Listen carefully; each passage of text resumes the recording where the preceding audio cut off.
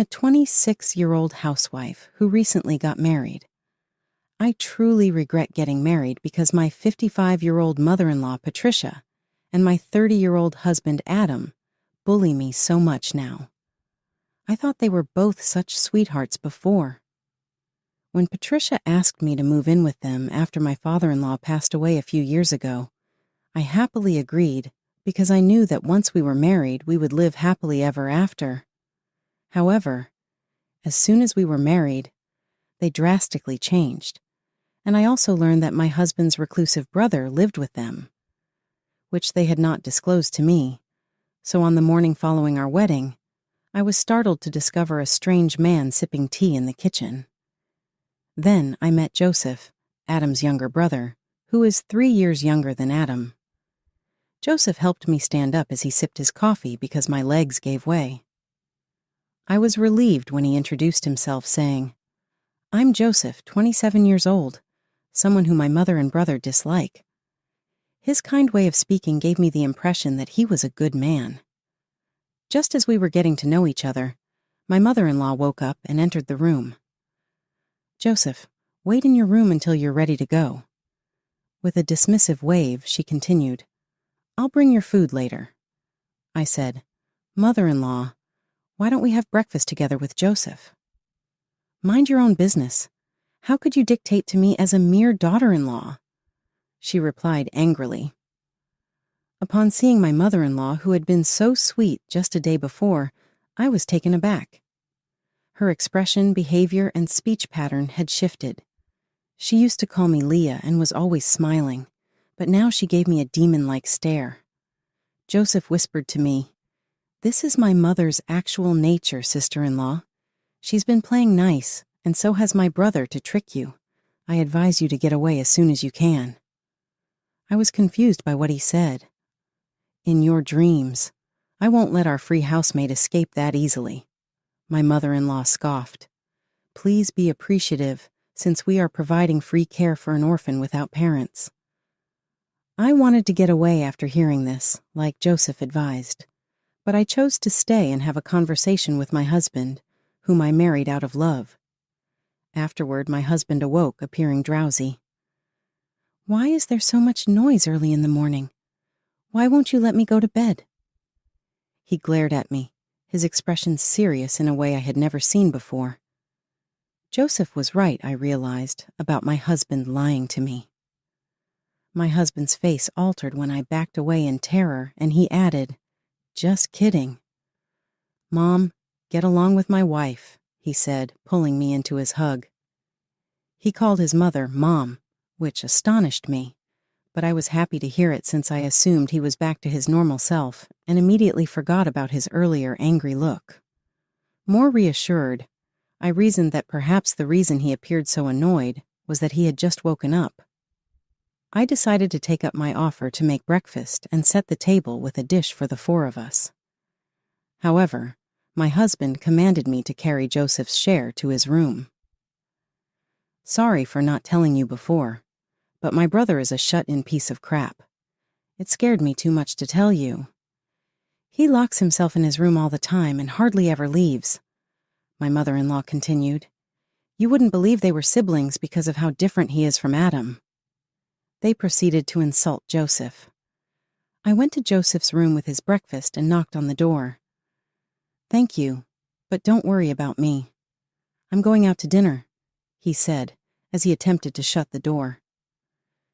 "Dining out all the time isn't healthy," I blurted out, feeling sorry for him. "I'll take care of everyone's health now that I'm a member of this family."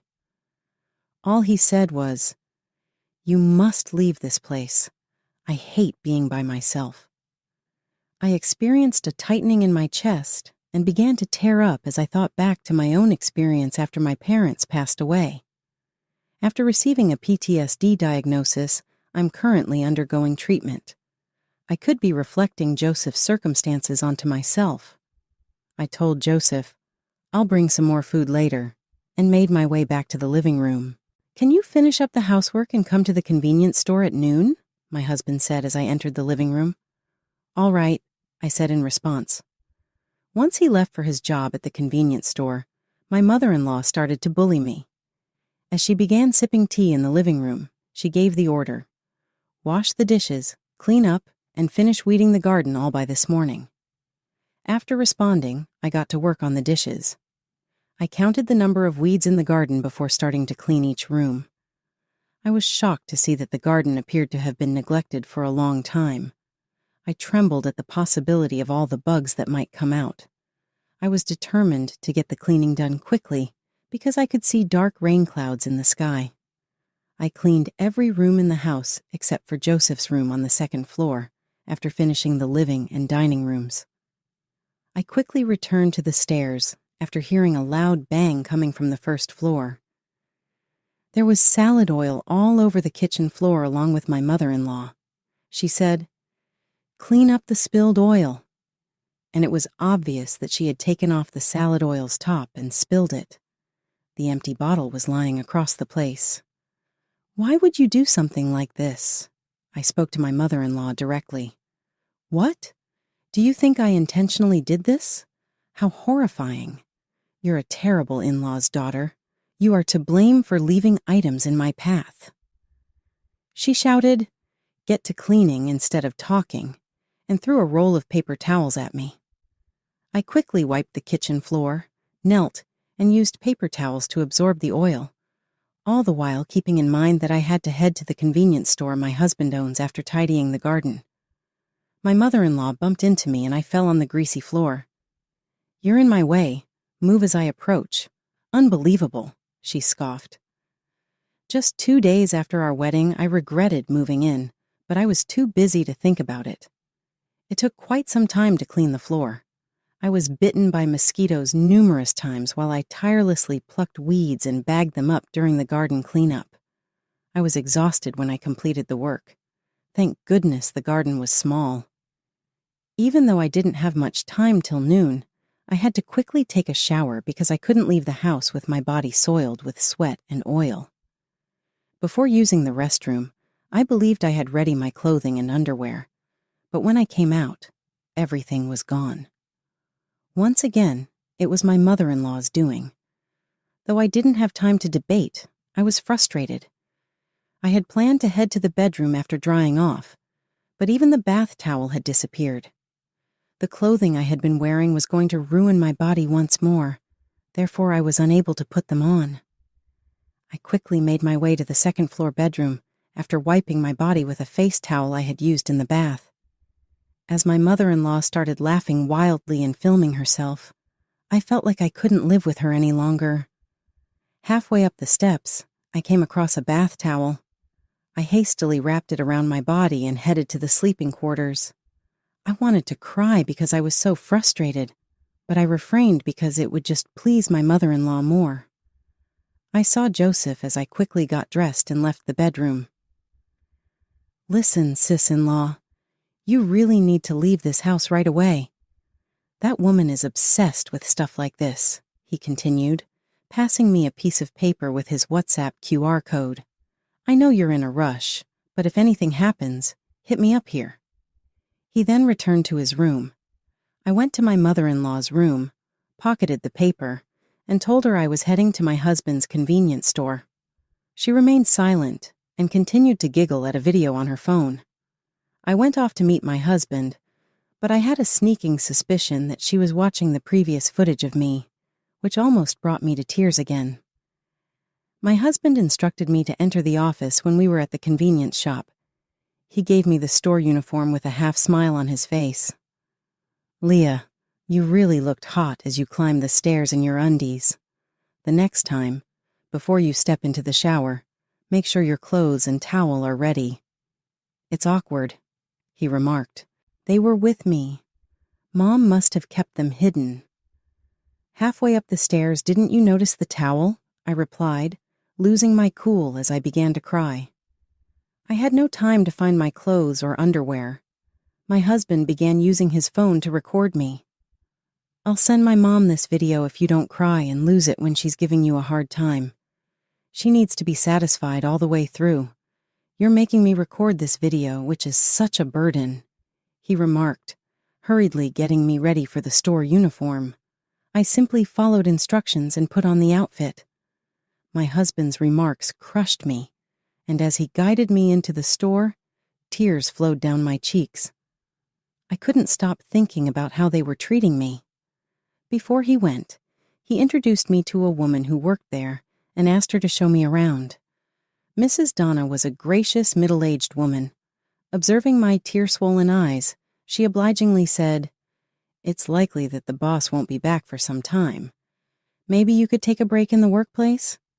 However, I reasoned that if I took a break, he and his mother would be watching through CCTV footage and would criticize me, so I requested her to teach me the work instead.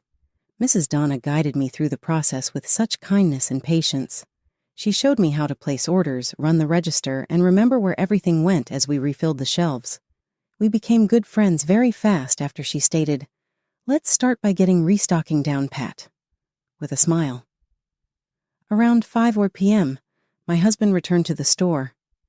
"You can now leave for home," he said. "Start on dinner and do some shopping on your way back," and went to work at the store. Since Mrs. Donna had a 5 p.m. shift as well, we got ready to head out together. A man who appeared to be a college student entered the office as we were leaving and began donning a uniform. We bid each other farewell and headed out. Mrs. Donna remarked, "If you need anything, give me a call." And we swapped phone numbers as we were heading out. I thanked her, saying, "Thank you for being so kind." "I knew something was up," she retorted, "Poor thing," and hugged me. We remained in that position for a few seconds before I had to run home to cook and shop, fearing the worst from my mother-in-law. I was overburdened with chores when I got home, from making dinner to getting ready for the bath. My in-law's mother yelled, "You! Did you really bring that bag of yard trash to the dumpster? Move it quickly." I was lightheaded at the notion of having to lift those 5 hefty suitcases by myself. But I obeyed her instructions since I didn't know what would happen if I didn't go. The bags were so heavy that I had to stop and pick them up one at a time, even though it just took me 2 minutes to go to the dumpster. I ran into Joseph outside. He remarked, shaking his head, "It's her again," and assisted me in carrying the bags to the landfill. "You'd better move quickly or you'll pass out. You realize that you don't have to remain silent like me," he continued, supporting me as I carried all the baggage. Then he said, "If we go in together, it will give away that I helped with the trash, so you go in first." I wanted to thank him and extend an invitation for him to come inside. So I entered the house by myself. Adam returned a short while later with Joseph. He proceeded to the living area, while Joseph immediately made his way to his room. "Starting today, Leah, you will be working both the day and night shifts at the convenience store. You'll need to depart shortly because the night duty begins at 8 p.m., he stated.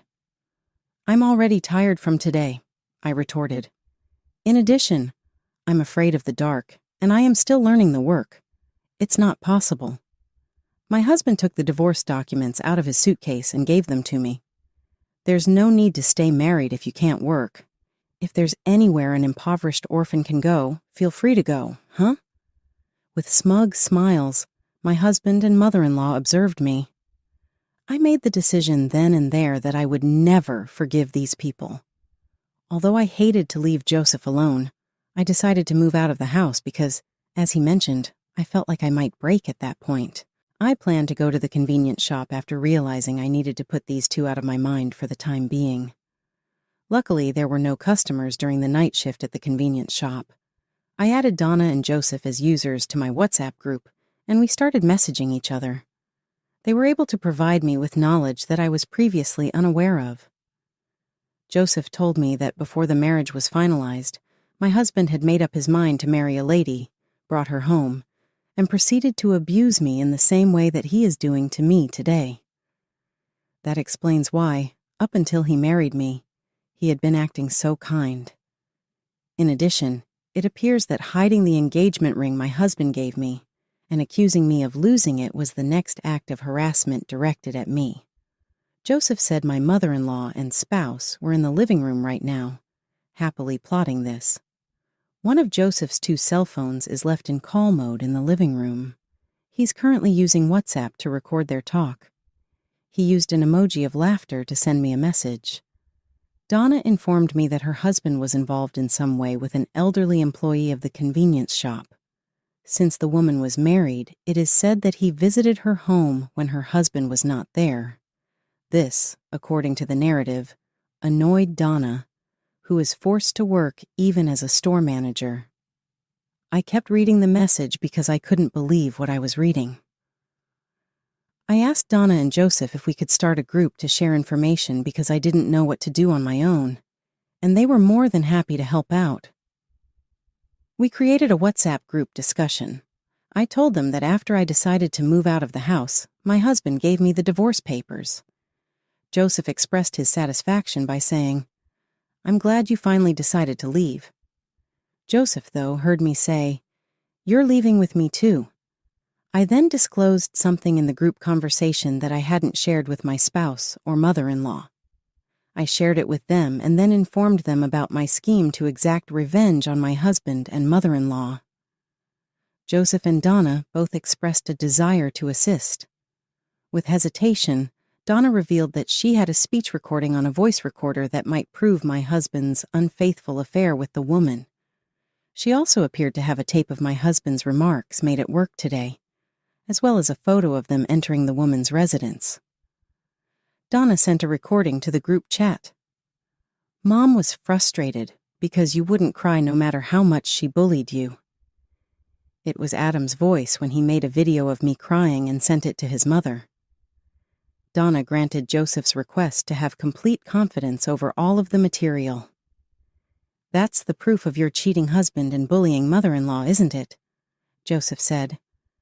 Donna persisted in collecting further proof of my husband's adultery, and I decided to hire an attorney and hunt for new residences for Joseph and myself. Donna questioned out loud, "Isn't it bad that I'm recording?" at one point. Joseph responded, "You just happened to bring a voice recorder that was in record mode, right?" Donna answered, "That's right, it was just by chance." She appeared to laugh. I never imagined that in such a short amount of time, I would make such amazing friends. I had the impression that my parents were watching over me and protecting me. I locked my phone since we had to maintain the secrecy of the group's existence. My husband messaged me after a time saying, "You can come home because the other guy is coming at one." When I got back to the house, my mother-in-law and husband had already fallen asleep. I texted Joseph to get the arrangements done as soon as possible. "Get that divorce paper filled out soon and have a good sleep," Joseph shot back. The following day was the same pattern: cleaning, working at the convenience store, going back home to finish up some cleaning, and then going back to the convenience store. As was to be expected, before going to the evening shift, my mother-in-law said, "Show me the engagement ring you received from Adam." "It's not here since you hid it, mother-in-law," I shot back and made my way to the convenience shop. When my husband wasn't around, Joseph went up to the convenience shop and took a voice recorder from Donna. He gathered the facts and gave me a quick overview. When my husband's mistress's husband paid a visit to the store, Donna said to him, "You know, our owner and your wife are very close. When your wife is off, the owner appears to be mysteriously missing." This was such an obvious clue that the husband would undoubtedly become suspicious. We thought that the husband might have gone home, but he appeared to be returning to the office from an outside appointment. This was shared in our group conversation by Donna. Equipped with the data that Joseph had gathered, I proceeded to seek legal advice. Joseph and I decided on the move's site after the attorney granted his okay and reassured me that we had sufficient documentation. At last, my revenge was revealed. This was the result of enduring everyday bullying by my husband and mother-in-law. I faked to grovel before my husband and mother-in-law on his day off to make the arrangements. I apologized to my mother-in-law. "Sorry for letting my stupidity cause you so much trouble. This is not a peace offering, but I would like to gift Adam and you a one-night stay at a hot spring resort." In response, my mother-in-law said, "At last, you've given something. That's good. Continue using your time and money in this manner, she said, taking the coupon. What time is it? Tomorrow. Isn't that a little unexpected? She questioned. Feeling sorry for myself, I said, Mother-in-law, I'm broke and couldn't afford anything but this discounted deal. Mom, I can leave work to Leah tomorrow so we can go, my husband interjected. We might not receive this opportunity again, since it is a gift from a financially disadvantaged orphan. If you only put in your work without grumbling, I'll let you stay, he said to me. My mother-in-law said, Don't think this will stop the bullying, but when you give me presents like this, I get a little happier. The two of them departed early in the morning in good spirits. They were unaware that the hotel booking voucher I provided them with was a discounted one. After their scheduled departure, the movers arrived. I packed my things and Joseph's stuff into a truck, and we drove to our new home. One of the items my parents left me was a large house that we moved into. My paternal grandpa and both of my parents left me a sizable fortune, which I had kept a secret from my husband and mother-in-law. I gave my trustworthy cousin management of a corporation I had founded to oversee other properties. Joseph and I decided to live together after moving into the spacious home my grandfather had acquired, which had lain empty. I made this decision to make sure my husband and mother-in-law wouldn't find us. I opted not to rent out the house and owned the company that managed other important assets like insurance money. My mother-in-law called me furiously the day after we moved. She called me garbage, scolded me for using a discount code, and told me to take Joseph with me when I left to get a divorce. She became even more upset when I calmly stated that I had already filed the divorce paperwork. My husband then got the phone from her, insulted me, and hung up. Joseph and I let out a great chuckle at their responses and thrilled at our fresh start. As a single mother, Donna had already decided to stabilize her life by quitting her job at the convenience store and taking a full-time position at my cousin's business. At noon, she intended to bring her child over to join us in celebrating. Although Joseph first struggled with the change, he was eventually adjusted nicely. He became a prosperous investor by keeping up his earnings from his online lectures. Donna came later, and throughout our happy celebration, our friendship grew. My mother-in-law inquired about my new place and whether Joseph was with me over the phone the day following my move. I pretended not to know and replied that we had both moved out. It was amazing that 2 pieces of trash had vanished at the same time, she said with a bitter smile. My ex-mother-in-law and husband had agreed to the conditions of the notification and were prepared to make the demanded payments to avoid going to court, my lawyer later told me. My account received the agreed-upon amount.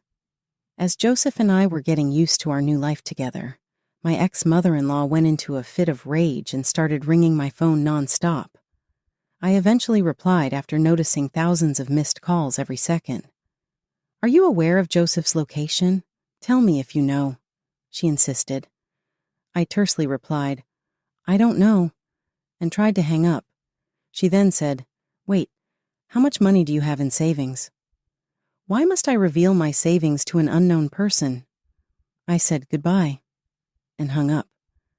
However, she contacted me back right away and insisted that I give back the money she had given me as comfort. I started to protest.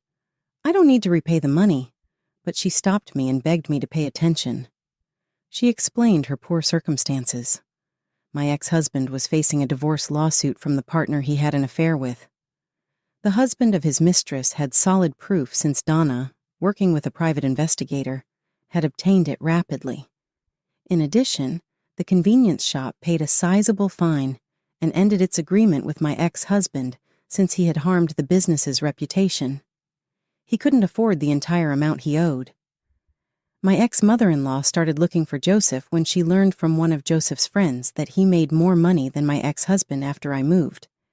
She said she hoped to get back the alimony she had paid me, which would help them out of their financial bind. She insisted that I find Joseph and return the money, to which I calmly replied, Considering my financial security from my parents' inheritance, $50,000 is nothing. I strongly told her that I wouldn't give money to strangers and threatened to call the police or take legal action if she tried to contact me again. After that, my ex-mother-in-law stopped calling, and I also ignored the love letters my ex-husband started writing, begging for us to get back together.